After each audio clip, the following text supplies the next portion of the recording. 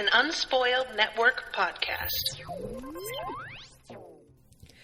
This is Spoil Me, covering Crazy Ex-Girlfriend, Season 1 Wrap-Up.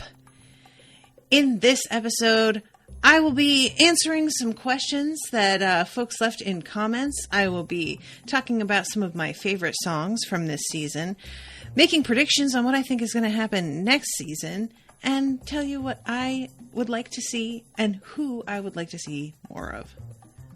Welcome to Spoil Me.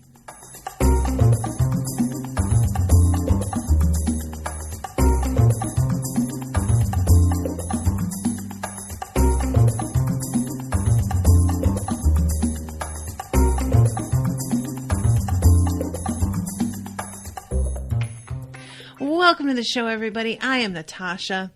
Thank you very much to Megan for commissioning this episode. Megan's up in the chat. What's up, Megan? And Rosalie is also here too. Hi.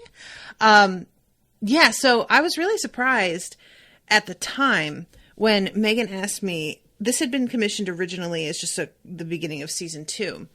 And then Megan got in touch and was like, hey, would you be able to do this instead of starting right into a new episode? Would you be able to do a wrap up of your thoughts and feelings on all of season 1? And I think at the time that Megan asked for this, I was like at maybe episode 15, 12, something like that. I was not like far enough into the season to really understand why you would want this. And now I get it. At the time, I was just kind of like, I mean, I'll do that if that's what you want, sure. But I was sort of like, that's surprising. I feel like that's like something that you'd want for like a mystery show, you know, with an ongoing mystery or something like that. And now that I understand just how like character driven this show is and how sort of aware of itself it is, but not in a way that's indulgent or annoying, I am much more understanding of that, the interest in that. So anyway, so I had put up on the Facebook group, I had asked like a little while back on the last episode, which was it was almost a month ago now, if anybody wanted to send in questions, and nobody did. And I was worried that I wasn't going to have any. But then I posted in the group today and I was like, hey, if anybody wants to do that, you better post them in the comments right now. And I got a bunch. So that worked out. First of all, thank you to Rosalie for sending me the Spotify playlists for season 1. Songs are broken into 2 different playlists.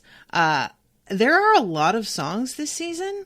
I don't think I realized until I saw it broken down. And like, granted, the songs are pretty short most of the time. They're like a minute and a half long.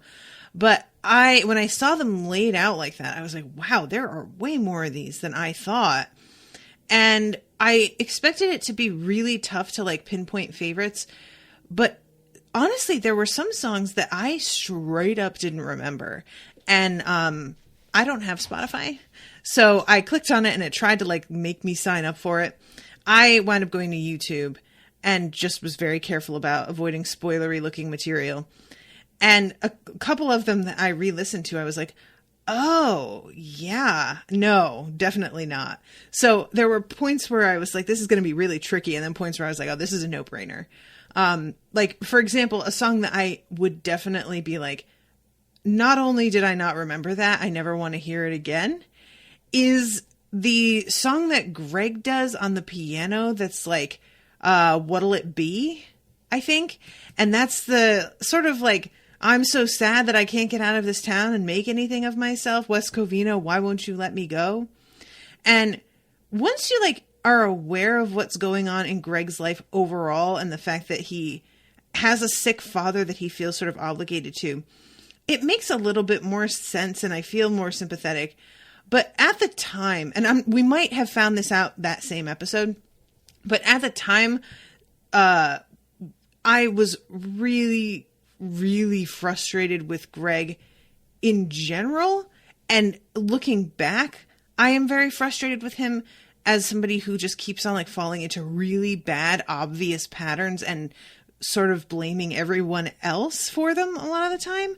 So I also think it's the style of it, because it is compared to Piano Man, and I hate Piano Man. I hate it so much. It's if those of you who are coming to the wedding, Owen and I have a wedding Facebook group, and yesterday he asked me to please put Piano Man on the do not playlist because we both just detest that song so much. So I think that's part of it. Erica says that's in my top 15, but only because it's fun to sing. Now that is its own category. And I've got to say, for me, one of my favorite songs, and it's not really like the song itself that's so moving or significant, but it's just fun to sing, is West Covina. Like, is it just so West Covina? Like, it's just it's a nice like alto, but like a strong, like, it feels easy to sing, and it's just full of joy, and there's a tone to it, like the key and everything feels very like Disney movie-ish. There's just something about it that I'm like, I am into it. And every time that there's a little bit of a reprise of it, I'm just like, yay, I love this one. So I think my number one song this season has to be the Jap Battle. I'm sorry, I'm really predictable. I love rap. And that song is not only written really well, but the woman who Rebecca's up against, her old nemesis, has flawless delivery. That song required somebody who understood rap and knew how to deliver, and she definitely does. So I feel like that song could easily have fallen really flat or have been kind of like straight up embarrassing, to be honest. And I thought that they just killed it. I love that one. I love it. I love it. I love it. That's one of the few that I like went back and rewatched the video on YouTube after watching the episode, because I was just like, I need to see this again. Close second to that is Josh Chan, Angry. Which, guys, I will never, ever laugh that hard during a solo podcast again, I don't think. I lost it when I was talking about that. It's so fucking funny. I just thinking about it right now, I'm cracking up. And that actor, I would have loved to see what it was like on the set that day and the way that the crew responded to him doing this, because it must be so hard to keep quiet. You know, you've got to like turn it down on the set so that the person can get into it.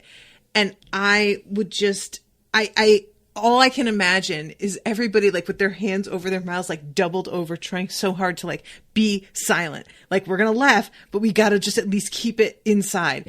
And it's so beautifully done. It's so unexpected, and it so fits Josh as a character, as somebody who's just like a bit of an immature child who doesn't know how to cope with his feelings, who doesn't know what's happening and why he's like jealous and angry.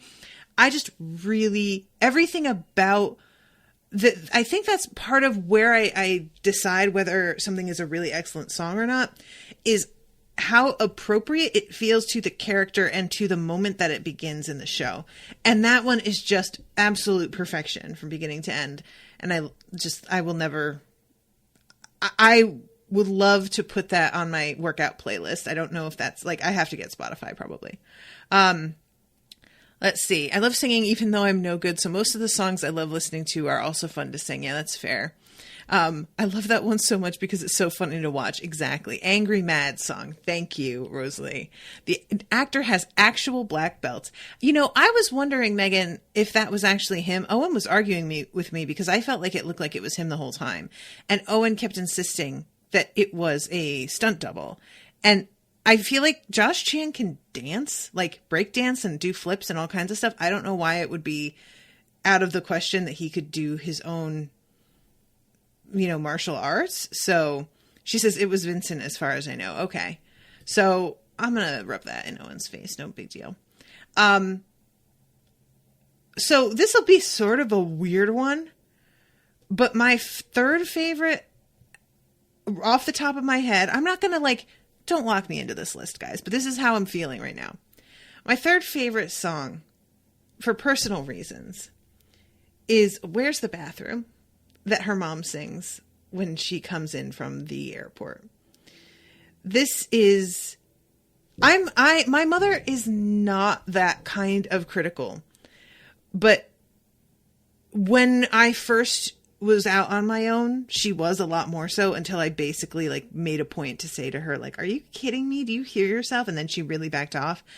But it's a combination of the urgency of sharing a million things at once that are maybe not relevant to you, that you don't care about, the pointing out of tiny flaws and acting like it's not criticizing when of course it is, and the needing to use the bathroom every 2 seconds, because my mom is terrible about that. If you go to the movies with her, she will have to use the bathroom at least twice. And if you are out anywhere, she figures out where the bathroom is first, because she knows she's going to need to go. So she better be prepared and know where she is in relation to the bathroom at all times. And that one for me, just again, really unexpected, really fits her mother's character perfectly, and is in a perfect spot in the show. I love that there is a moment where she goes upstairs to the bathroom and is gone for a second, and there's a bit of a break in the music, and then she comes out and the song just continues. There's that wonderful sort of, I don't know what you would call it. Is that it's not a bridge, in the middle where she says, all you want is more, more, more, more, more. And it's changes it up really in the middle. I thought that was a really well written song. I missed the first part of this because my phone was acting up. What was number one? Number one was the Jap battle. That one is my fave. So, okay. The another one that I really, really, really, really hated was the song that begins a couple of times, and she never really gets into Dear Joshua Felix Chan. That one, and the one in the final episode, One Indescribable Instant. No, don't think so. They are perfect for what they are, but I hate them. And it's one of those, it's not that I'm against romantic songs or ballads in general, but I'm realizing I don't love major key love songs, because to me, love isn't major key. Love is painful and complicated and riddled with obstacles and difficulties, and minor key is what you want for a love song that feels genuine to me. There are points in relationships where you feel major key love, and overall you can feel that towards a person most of the time, but it's always going to be tinged with other things. There's always going to be baggage. There's always going to be self-doubt. There's always going to be just worry, and that low-key bittersweet knowledge that this will end someday. Whether we break up, whether one of us dies, I have to enjoy this while it's here. And so I have a really, really hard time connecting with love songs that are purely joy. Because it's, even when it's joy, there's a sadness to me, always. And that's part of what makes it beautiful. That's part of what makes it what it is and worthwhile. But I have just not had, I'm trying to think of a Disney love ballad that I love. And really the only one I can think of is A Whole New World. That one I like. That's probably the only love song in Disney songs that I'm really a fan of, because there's plenty of Disney songs that I like in general, but they're almost always like the humorous ones or the ones that are like meant to get you hype because we're about to like, you know, face off with our enemy or go into battle, or there's about to be, you know, some sort of confrontation happening. So yeah, that is those are my two, not bottom, because that one by Greg is my bottom. I also really hate I Gave You a UTI. It's a combo of like, several factors here. The song itself is just obnoxious and repetitive, and it has like this weird sort of like 80s sound, but also like a weirdly gospel sound. Those of you who have listened to like really upbeat gospel music or have family who do, you know what I'm talking about.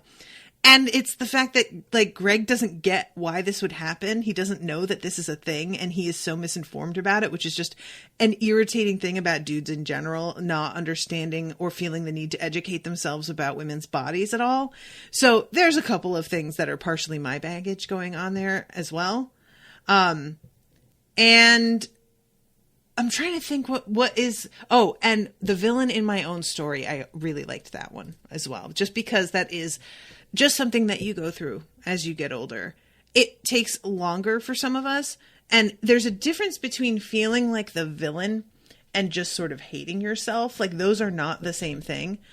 It's when you just have like self-loathing, that's a very different look. That's like feeling like you are worthless in general.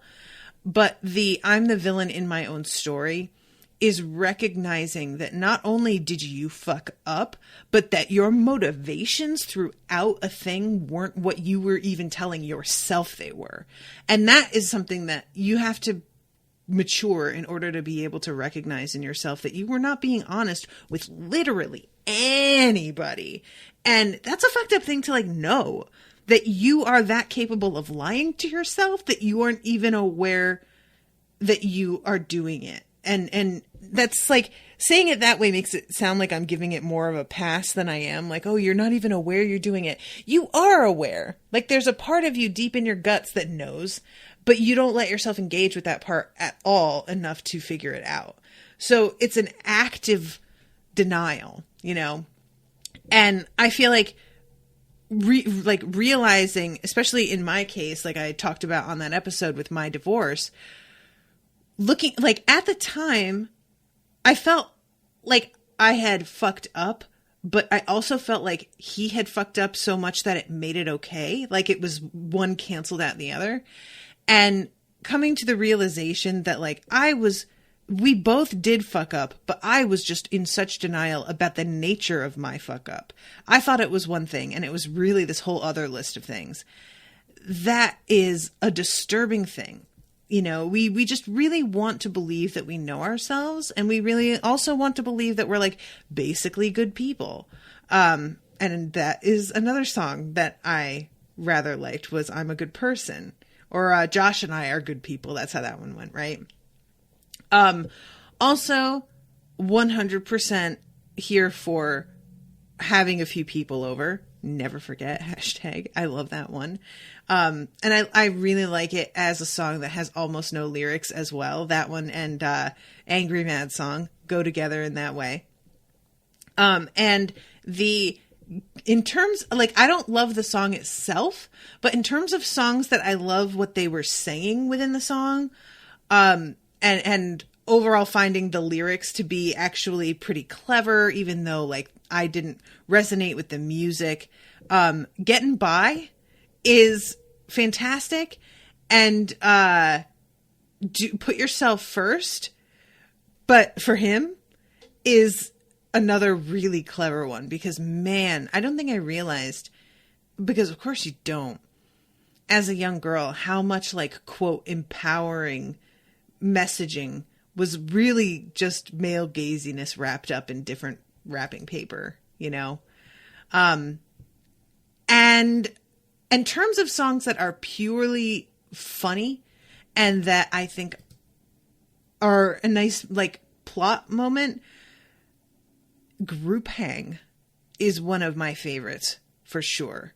The song itself, whatever, but in terms of like its placement in the show for the plot itself, it's flawless. Like that is a real dating pitfall. That is one of those things that will happen, and you just don't know. And sometimes it's 100% somebody getting out of hanging out with you one-on-one. And like I said, I was really suspicious of it at the time, thinking that might be what it was.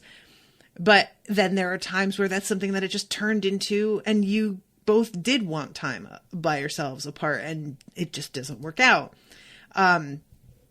And I'm trying to think of, there was another one I'm looking through because I have the Wikipedia open. It was really hard, guys, to find just a straight up list of season 1 songs in a list form without there being either, like, what do you call it? Like the Spotify one has a bunch of repeats because they're doing like when things are sung in order in the show, and there'll be like a reprise from one song that pops up a bunch of, like, for example, Settle For Me. That song shows up on the Spotify playlist like 4 times. There weren't any just straight up lists except for ones that were all of the songs from the entire show at large, not from just season 1. And when I like tried to find lists, it was always like top 10 list, top 15 list. And I want to see all the songs. So Wikipedia to the rescue. Sexy Getting Ready song is another like plot perfect song. And it's the kind of song that I can see people really playing while they're getting ready. For me, that one and, what's the one where she's wearing that like leopard or not leopard, that like tiger stripe bodysuit? Those are both songs that I understand people liking, but that for me are rather forgettable ultimately. Sex with a Stranger. Yes. Thank you guys. Oh, that song was such a mess. I didn't know too. Erica, thank you for posting. Erica posted in the comments, visual and musical references for Crazy Ex-Girlfriend season 1. She posted a couple other videos, but I did not see those in time. The like bodysuit that she's wearing is legit something that some woman wore in a Justin Timberlake video, which like it works for me as a joke of being so over the top. And to find out that somebody legit wore almost an identical, I mean, she's not making a riff on this bodysuit. This is almost precisely what the woman wore in the actual music video, is very upsetting to me. That blows me away. No, Justin, stop it. And again, with like songs that are funny and perfect for the plot, Face Your Fears is a really nice intro to Paula as the, like, I'm going to be the inspiring parent figure, but also like fuck it up. And just in general, really funny imagery. I love that there are like a child chorus in that song with all of their props and everything. And ditto with that to I Definitely Have Friends. Another like plot perfect song that is like vaguely depressing.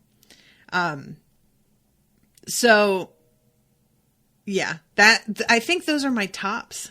If there's one that you guys like are surprised I didn't mention, Heavy Boobs is another like plot funny song, but I was like, it's a plot. Heavy Boobs is a weird one because like overall, I really love the concept of it, but the fact that the what's the word? The chorus I guess, is that it just ends with like, they're just bags of yellow fat over and over again.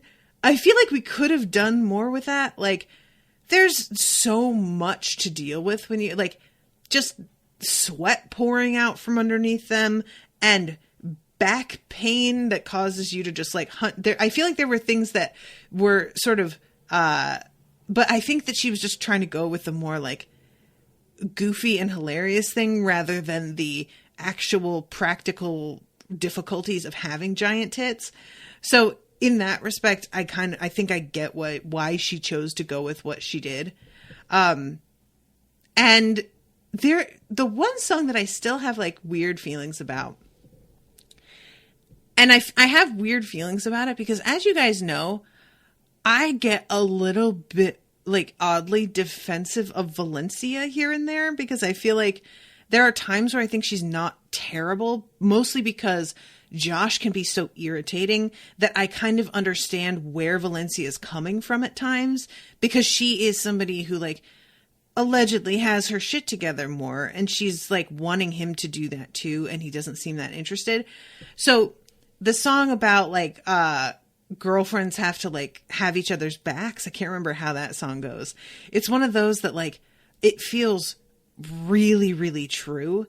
And it feels like it would be really, really true for somebody like Valencia as well. But I just hate seeing Valencia that way. And I really don't want it to be about her. Do you know what I mean? So like, that's one of those that I think works really well. But I am just digging my heels in because I don't want to hate Valencia. Because I just feel like she's like kind of... what's the word I want? I feel like she's a bit of a stereotype of things that we're like supposed to hate about women. And in a lot of ways, those stereotypes exist because women like that do exist. And they tend to be very high profile women who do sort of have this like attitude that there's only so much attention and they need to fight for every scrap. But it's really hard for me to like admit that she's like that, because I just don't want to hate her. And in the spirit of that, the song that Rebecca sings about wanting to wear her skin, that one resonates with me a lot. So I'm a big fan of, I think that, what is that, feeling kind of naughty? It's something like that, because it sounds like, that was one of the ones that I was like, I don't remember that song when I saw the title. And then when I listened to it, I was like, oh yeah, because the feeling kind of naughty title to me sound like, I thought that was going to be like another like date or flirting song. And then when it turns out that it's the one where she's like making fun of I Kissed a Girl. The title of it just didn't match up with the lyrics in my head. So yeah, that one is maybe the one that I laughed at the hardest, other than Josh Chan's song, because it was just so full of like little unexpected moments. All right. So I'm going to move on to some questions here that we have in the comments. First from Rosalie says, who do you wish got more screen time? Well, I mean, Heather, right? Like, I missed Heather in the last few episodes. I like that she pops up to like give Rebecca advice, even though it is real weird how easily she's able to talk about Greg after having dated him pretty recently, really. And I'm hoping that we get a little bit more of her in the next season. That like, I mean, she's really one of the most level-headed people on the show, and her outside observations about Rebecca having just sat down with her for advice on dealing with Greg and then immediately hooking up with Josh, she's going to have some shit to say. So I'm very excited about that. Oh, there's a question down here. And Rosalie says, early on in the show, what were your expectations and have they changed now? This is the thing with me, and I know this sounds like untrue, but I go into a lot of shows without much in the way of expectations because I just don't know what to expect a lot of the time. Going into this one, I think the only thing that, like, the tone of the show is pretty much what I sort of expected it to be. I expected the songs to be really funny, and they mostly are. I think the only thing that really has surprised me and been a legit like, oh, wow, okay, is the character work being taken seriously. It feels like this show, like that's the one non-negotiable thing. They will fuck around with everything else. They'll make weird plot contrivances that are just silly and it's fine. But what people think and what they would do in a given situation, they don't mess with that at all. They're just like, we're going to be very honest about that. And we know who these people are, and they're going to be flawed, and they're going to maybe be working on it, maybe not know that they're flawed, but always fuck it up. Even if they're trying their best, they're usually going to still fuck it up. And that is something that's like really admirable to me, because it's so hard to find even like fucking prestige, legit, and I put legit in quotes, dramatic TV shows. They will just make characters do shit that is not in character in order to make something happen. And this show is kind of like, well, we made all of our characters so very specific and so wacky and so like bad at managing their own mental health that we don't need to contrive plot points, because they would do insane shit that really is not smart or does not make sense in the moment, because that is who they are legitimately. And I think that is where a lot of shows kind of, they fall short of making characters that are extremely distinct in ways that are sort of extremes of behavior, because they want people to be like relatable. But the thing is, most people, even if they do make mistakes, oftentimes are not in situations where the mistakes that they make are like either this serious or could cause this kind of havoc. And that's part of having larger than life characters, is that they wind up in these larger than life situations in the first place. So I think that this show is, there's something about telling me that it's like a comedy musical about a girl who's obsessed with her ex. There is a lot of room there for me to think that this is going to be really hokey. And instead, there's something so grounded about it. Even though all of these people are larger than life, they feel that only serves to underline the things about them that are relatable rather than otherwise. Does that make sense? So yeah, I'm just really, really surprised at how like kind of earnestly sincere the show can be, despite the fact that it is a joke a lot of the time. That's what good comedy is, you know? I think that's what resonates with a lot of my listeners with the way that I cover stuff, is that I find the humor in things, but I find the humor because it's what we all relate to. It's something that we know from the way we live our lives. And that for me is what makes life so weirdly interesting, is that we can be very different people who make very different decisions. And yet I will like point to this one behavior and zero in on that. And somebody who does not speak the same language as me, grew up in a different culture than me, has a totally different career than me, is going to be like, yep. Oh my God, exactly. You know? And I feel like that's what this show is really, really good at. Erica says, I forgot to ask in the group, but we see a few reprisals this season. What song would you like to see reprised moving forward? I mean, so this is one of those double ups, because I really loved Jap Battle, and I really loved the detail of Rebecca having a nemesis who like mirrored everything that she did growing up. I want another face-off between the two of them. And it would be fine if it doesn't wind up turning into a rap battle. If it like seemed to start out that way, or if there were like touches of it in the song that reminded us that that was their last confrontation, but that it was different this time. Something like that would be fine.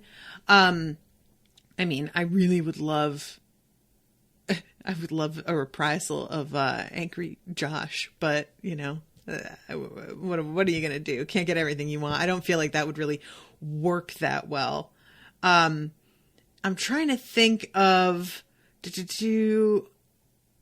I'm looking through some of the songs real quick to see, oh my God, His Status is Preferred.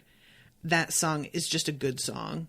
Like, I want to say that. I kind of skipped over that one. I forgot about it, but I listened to a piece of it today and I was like impressed again at just how good Paula's voice is. Her voice is stupid good. Like, and that song in particular shows it off. Like, there are songs that she gets to belt, you know, like the song that she sings at the end about after everything I've done for you. But I feel like his status is preferred is so understated and takes a lot of vocal control. And that's something that I am more impressed by than belting. I feel like belting is honestly pretty easy. That's not something that I'm impressed by. It's when you can do small things in a song and still make it feel really rich. I don't see that working at all. But if they did a reprise of His Status is Preferred, all I can think when I say that is that it would be a funny plot point. Whatever it was that they managed to do to get that song to come back would have to be kind of hilarious. So, and I'm trying to think, oh God, I Have Friends. I definitely Have Friends. I feel like has to come back. That's just sort of a recurring theme for Rebecca in general. And yeah, I feel like that's gotta be it. Yeah, there's got to be another one. Oh my God, I Give Good Parents. I Give Good Parents pretty good. And I Love My Daughter, but Not in a Creepy Way is really good. There's so many good songs that's just like really hard because some of them just hit me more than others for whatever reason. All right, so I'm going to go back to the Facebook page. What are your predictions for season 2? What do you want to happen versus what you think will happen? This is Tiffany asking this question. Tiffany, oh my God. I fucking have no idea. I'm going to be honest with you. This is one of those, like, what do I especially like that she phrased it, your predictions of what you think will happen versus your predictions of what you would like to have happen. Because those are two very distinctly different things. And I have this especially with shows that, like, the writing can frustrate me a lot, like Doctor Who. The recent episode that went up, or that's going up tomorrow, went up for patrons already. There was a whole thing for me in this recent episode of just like, here's what I think the show wants me to think. I don't. Here's what I actually think. I don't have that sort of feeling with this show very much because I like the writing. The predictions of what I think will happen, guys, what I think will happen is that Josh is going to start to panic and begin to zero in on everything that Rebecca is doing that he finds weird and alarming, but he's never going to say anything to her about this being alarming to him for at least 3 episodes. Because I feel like Josh is one of those guys who's like, he rationalizes it by being like, let's not jump to conclusions. But I feel like Josh Chan is kind of a coward. And I know that sounds really harsh, and maybe it is, but he is, in quotes, a typical dude. He doesn't want to be the bad guy. He doesn't want people to not like him. He kind of prides himself on this persona of being like the easygoing, chill dude, and starting trouble, however you see that, is the antithesis of being that guy. So in a lot of respects, I feel like that is part of it for me, is this like, I want to see, and I believe I will see, Josh exhibiting typical dude passive aggressive behavior rather than aggressive behavior. And when I say zeroing in on things that Rebecca does, I mean that he's going to start to recontextualize everything about how the two of them have been interacting over the past year, because now he knows that she moved here for him, and it's going to change a bunch of moments in his head. And it's also going to change things in the moment that he's going to be like, oh God, oh God, oh God. But he's not going to know how to say anything. He's not going to know, other than by weird, like half stated, the passive aggressive thing. For Rebecca,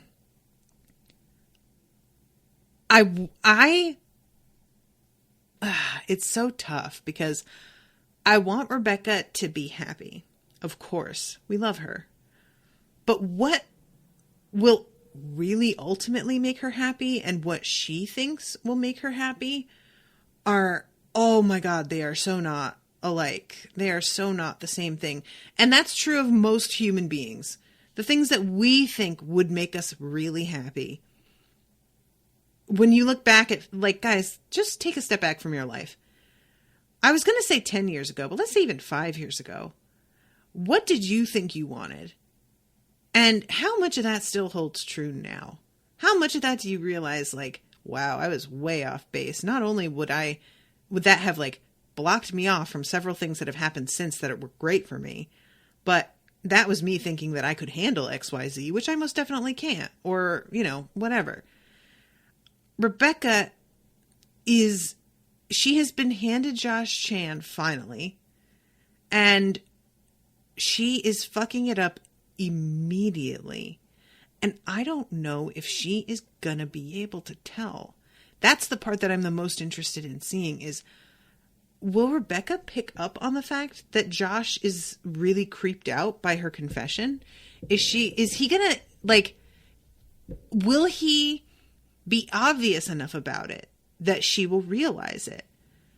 Will she want everyone to know that they are together right away? Or is she going to be shady about it the way that she was shady with Greg? I feel like she's going to be a little shady about it at first. And I feel like, I don't know. Because I think that she'd be kind of self-conscious about it. That not only was she with Greg so recently, but also everybody knows that Josh and Valencia broke up, and she's going to feel like that people know it's not like she's the reason for it, because Josh is the reason for it, but she's going to know people would see her as the reason for it. I'm super curious what Josh's family is going to make out of this, because it could go a couple ways, you know? It could be that they believe...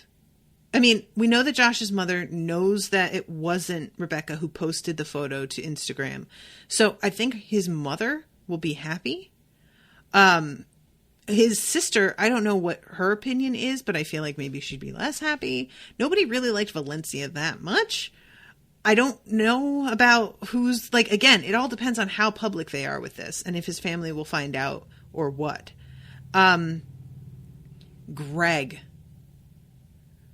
Greg's the hardest to predict, because Greg has that annoying combination of incredibly bad decisions and extreme self-awareness, where it's not that he makes the same mistakes over and over again because he has no idea what his patterns are. He definitely knows, and he has multiple people around him telling him what they are. It's just that he suffers from such self-doubt and insecurity that overrides his good sense. And he also just fucking has a drinking problem, like straight up. And I would love to see him actually get help for that. But what does that look like? Because he works at a bar. Like, there are plenty of bartenders who are sober. Honestly, that's a pretty common thing. So it's not like it's impossible, but there are people for whom being in the face of the thing that they are attempting to resist helps strengthen their resolve. And there are people like Greg for whom I think that would be a really bad idea. And I just really don't know what's coming for him and what his reaction will be like. I feel like everything that he was afraid of with Josh has happened. So this could very easily fall into, oh, I was right. When in fact, he wasn't. At the time that he was, like, sure he was right to begin with, fucking Rebecca was in the middle of trying to tell him that she maybe loves him. And he ruined that. But is he aware enough of what happened because he was fucking drunk to understand that's how that went down? Or is this, in his opinion, going to confirm every worst fear that he has ever had and make him retreat into himself and avoid people and relationships more than ever before? Possibly, you know? Yeah, God, Greg is the one that I'm like, Rebecca, it feels so much like she just got caught up in that one moment and said a thing, and even though it was a really stupid decision on her part, I kind of get feeling the impulse to, like, bare your soul and be really honest because you feel like you finally reached this point, even though you haven't. I get it. It was just like, you can't take it back, and yikes. Greg it was a series of decisions throughout the night that he built on, all stemming from a pattern of self-doubt that he has had, that his father pointed out, that Heather, while they were dating, pointed out.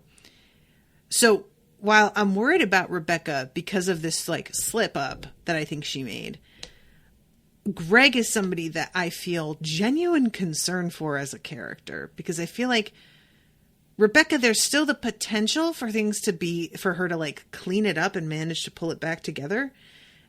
Greg, it feels like, buddy, you need like an intervention, you know? I'm trying to think what else, like Paula. Okay, let's talk about Paula, because the whole end of this season dealt with Paula refusing to like let go of the concept of Josh Chan as a potential partner. But then after finally coming to terms with the fact that she was kind of wanting to run Rebecca's life, letting go of that and being like, you do what you need to do, and I'm just here for you as a friend. And then she's going to find out that Rebecca went and like hooked up with Josh. I guess they had sex, right? It wasn't just that they like made out. I assume that she is going to flip shit. And I don't necessarily mean like in an angry way. I think she's going to be super excited, because just because of the fact that she agreed to like let things go and let Rebecca run her own life, that doesn't mean that she in her heart let go of the idea of Josh Chan. She seems to really think that the two of them are like meant for each other, which I don't see at all, but she seems to. So I just think she's going to be incorrigible. She's going to be so excited. I am extremely, extremely interested in seeing in what ways Paula attempts to respect Rebecca's boundaries more while continuing to be the like good friend / mom character that she has been. How does she balance that in a healthier way? Does she continue to do things like put a GPS tracker on certain people's cars without telling Rebecca so that they can do XYZ? Like, I'm super duper curious about, because this show is about people's mental processes, their patterns, and the fact that they may try and break them, but we are who we are. And oftentimes, if we ever break them at all, it takes so many tries to do it. So I feel like this season is going to have to be a series of fuck ups on Paula's part, where she tries and fails to like have good boundaries or make sure to not get too invested. God, yeah, Paula. I love her so much. I can't believe I just got so frustrated with her towards the end of the season, which is the point, right? You know, that's what's been happening. All right, back to questions. Let's see. Erica says, this season we saw Dr. Phil, BJ Novak, Ricky Lake, Amber Riley, and Leah Salonga, Aunt Myrna, guest starring. Who do you think, or would you like to see guest starring in future episodes? I gotta be honest, guys. I am so bad at this kind of thing. God, I don't know. I really don't. Like, it's one of those things that at this moment, who I would want to see is something that wouldn't apply to a show that was recorded like years ago. Like, you know, like I'm saying Lizzo. I feel like she really popped off over this past year. The idea that she'd be guesting on any episodes, it's unlikely. I can't think too, who are people that like, yeah, I don't know, Erica. I'm sorry. I'm drawing a blank on this one. At the beginning of the season, you mentioned you didn't like musicals. Do you think that's changed? Do you think the songs add to the story in a way appealing to you, or are they just kind of there? I don't think I've changed my mind about musicals as a whole. There always are exceptions to my feelings on musicals. I've known that. But this is one of my favorite applications of musicals. I think that when you are aware of the silliness of it, that's when it works the best for me. Shows like Les Mis, where it's deeply serious, or Phantom of the Opera, where it's like deeply serious plus problematic plus really bad music. That is when I start to just be like, oh my God, why do people like this? But it's what songs like that are very silly in a lot of senses and that are meant to point out the absurdity of a particular situation by stepping out of it and looking at it as a whole, I think that's when musical theater works best. So I think this show is uniquely perfect for that format. So yeah, I do think the songs add to the story for sure. What music genres would you like to see in the future? We haven't had an R&B, like a real legit R&B song. That would be really funny. I would enjoy that. We've had like sexy pop, but nothing that's been sort of like that sincere, slow. Hey girl, I know it's been really hard for you, but I'm hoping that you can just let go of the past and give me another chance, because I believe you and I are meant for each other.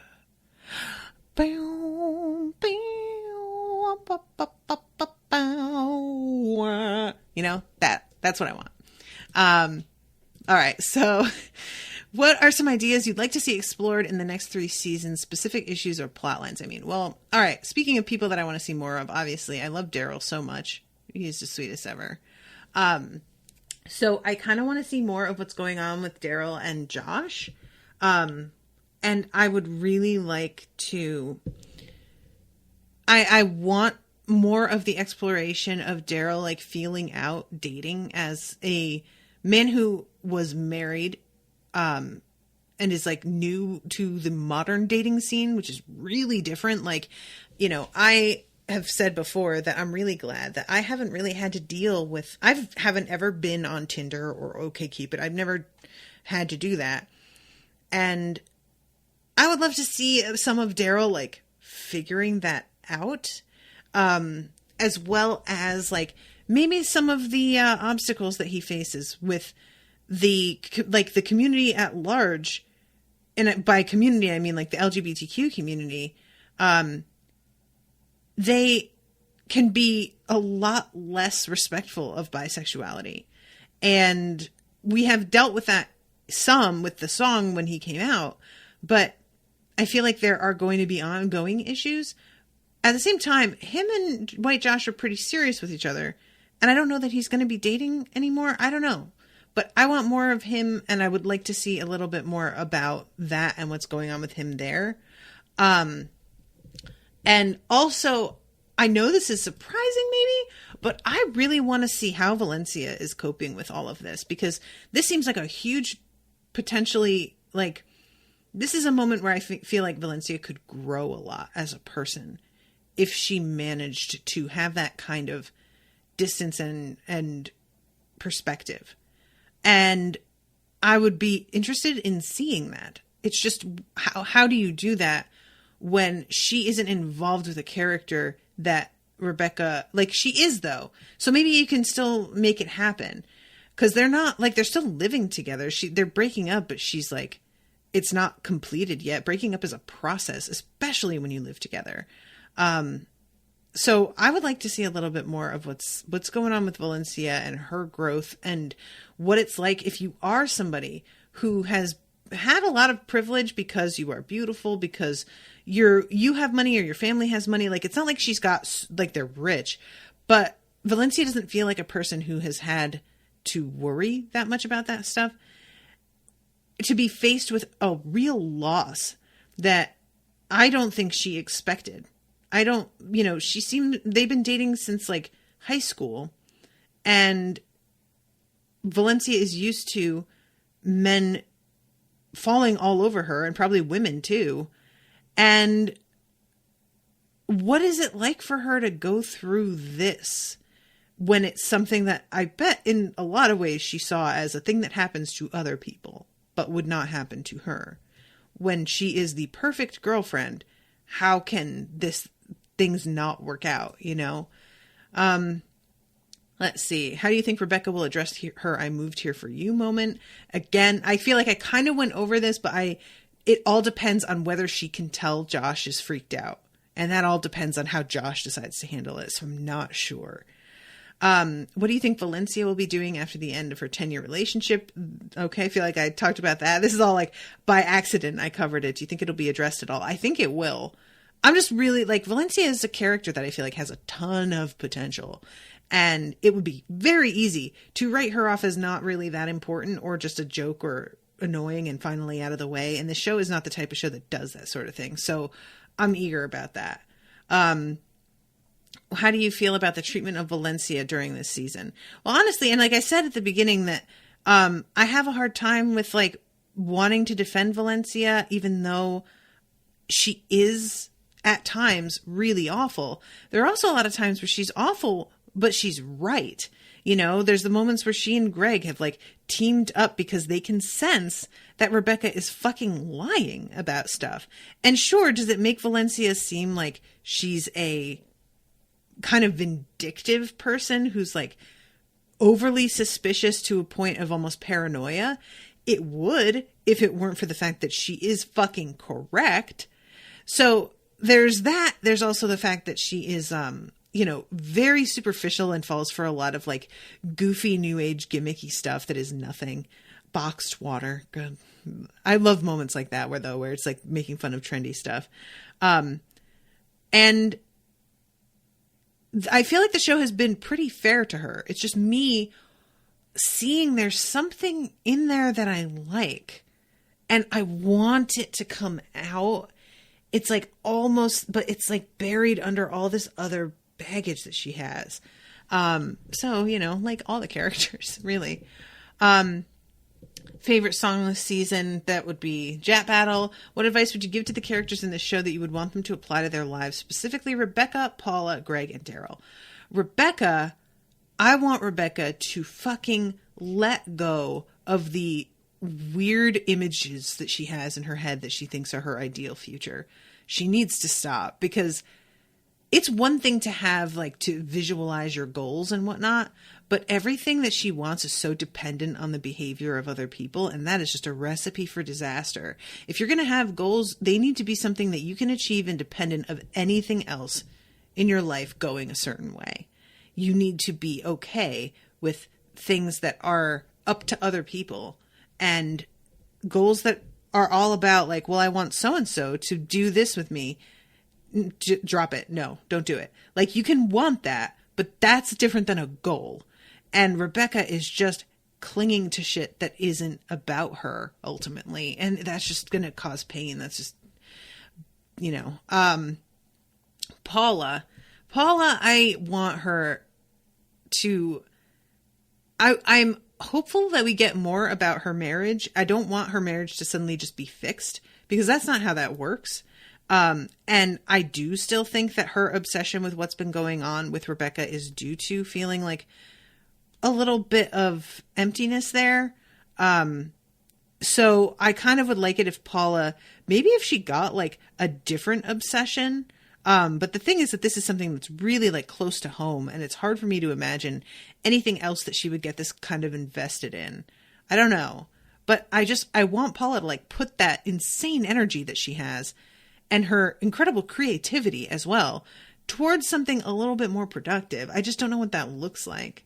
It would be pretty amazing if she started a podcast, actually. I could see Paula doing like a fucking relationship podcast. That'd be fun.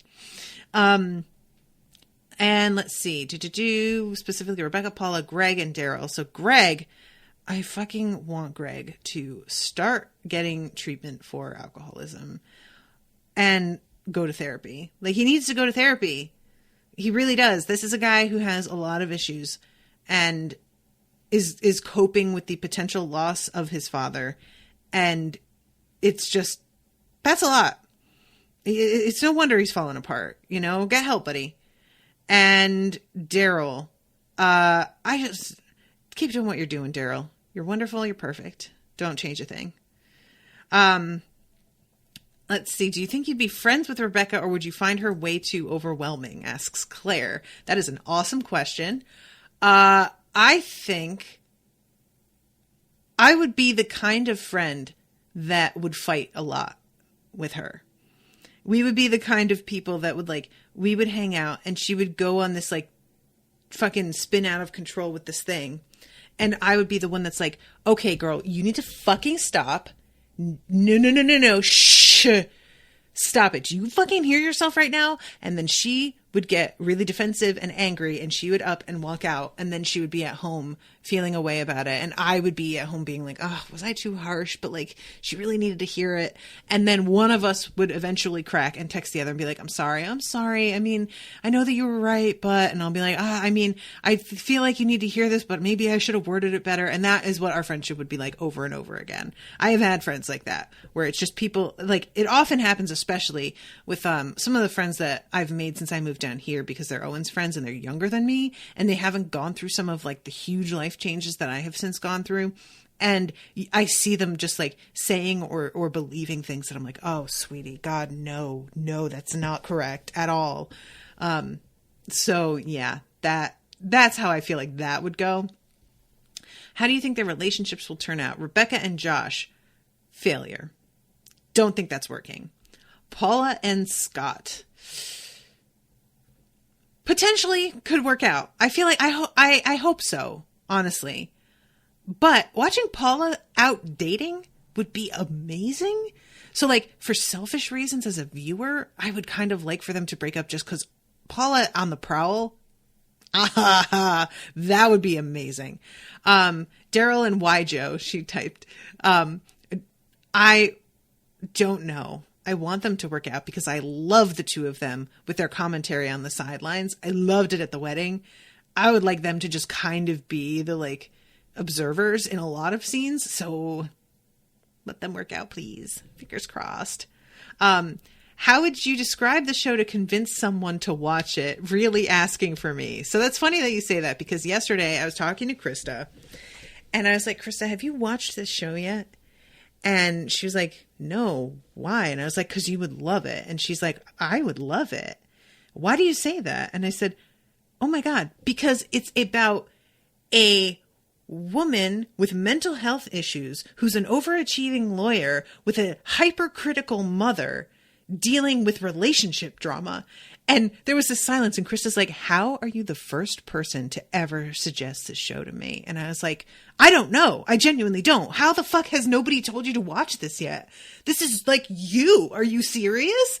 And that was my method. I don't know how many friends you have that fit this particular, like, you know, it's just she is Rebecca in so many ways. But I feel like saying it's a funny and insightful show that looks at the reality of our baggage in relationships and how much of a hot mess all people are. I feel like that's the way that I would say it. I don't want to try and get too much into the political aspects of it, just so much as like the human nature aspects of it. And we're all a mess. And imagine if we all had like our internal monologues set to music and what that fucking would look like. So, yeah, I guess. I think that was it. Yeah, that was the last question. So, and that's perfect timing because I'm at an hour now. Guys, I can't wait to watch the next one. Is the next one a live watch? I'm going to the thing to check just to make sure. I don't think it is.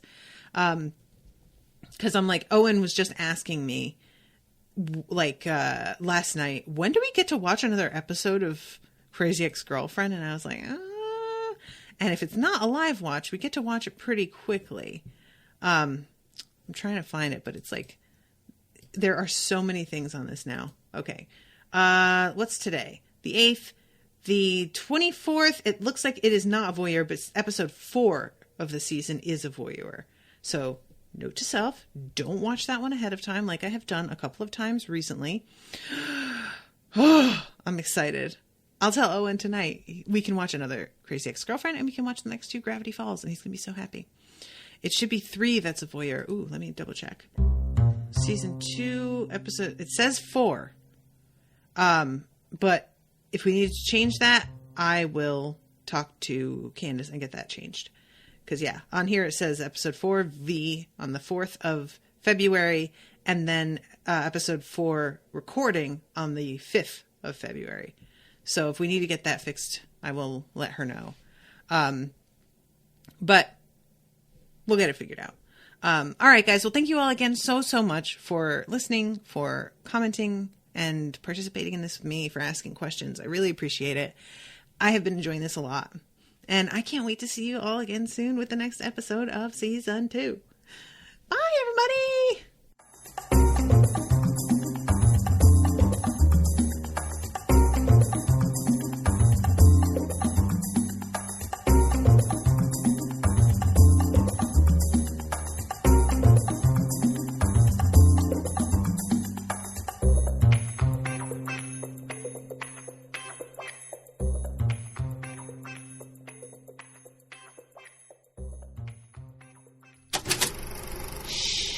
That was an Unspoiled Network podcast.